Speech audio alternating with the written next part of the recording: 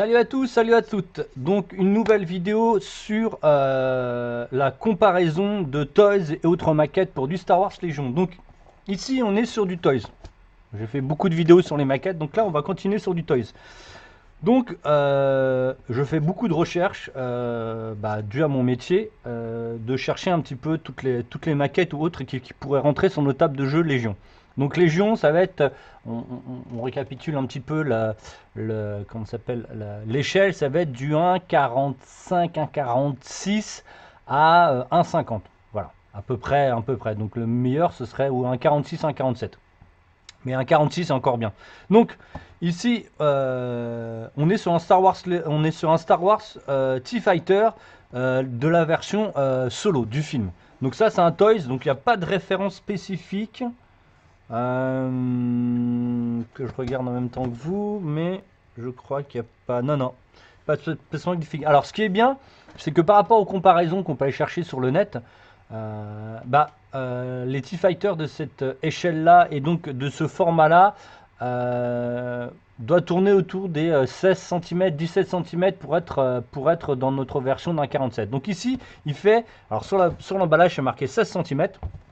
D'où pourquoi l'intérêt que j'ai eu quand j'ai vu ce toy, je me suis dit, mais il doit pas être très loin. J'ai été regarder sur les comparaisons et bien sûr, il n'est pas très loin. Et en fait, il fait pas vraiment 16 cm, il fait 16 cm et demi.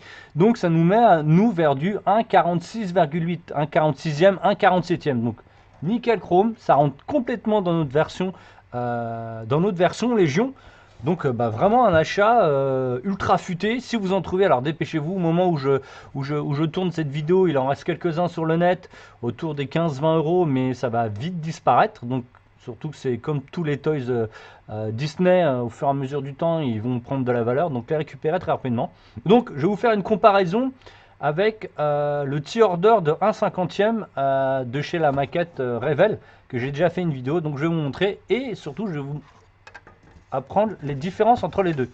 Donc ici, voilà, à droite un 50e, à côté un 46e, les ailes sont juste un petit peu plus grandes. Donc voilà. Alors la grosse différence va être le cockpit. Alors à savoir que ici il y a un pilote, ici il y a un pilote avec un copilote derrière. Donc c'est normal que le cockpit soit un peu plus gros par rapport aux ailes que le simple pilote. Parce qu'ici il y a donc deux pilotes. Donc voilà, vous avez les 1/50e et le 1/46e, 1,46,8, donc on va dire 1,47. Voilà. Déjà celui-là il est complètement opérationnel, il rentre dans toutes les tables de jeu. 1/50e il rentre dans toutes les tables de jeu, il est vraiment nickel.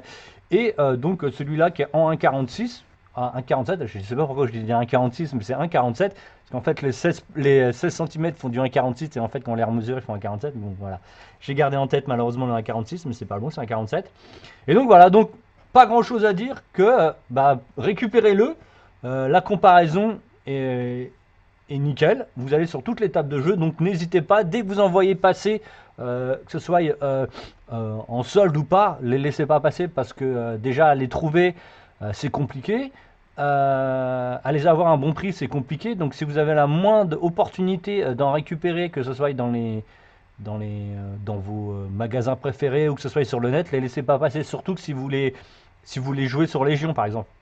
Sur Star Wars Légion, c'est complètement approprié et presque, on va dire, obligatoire. Donc là, vous allez vous retrouver avec des vaisseaux qui sont entièrement compatibles avec le jeu Légion.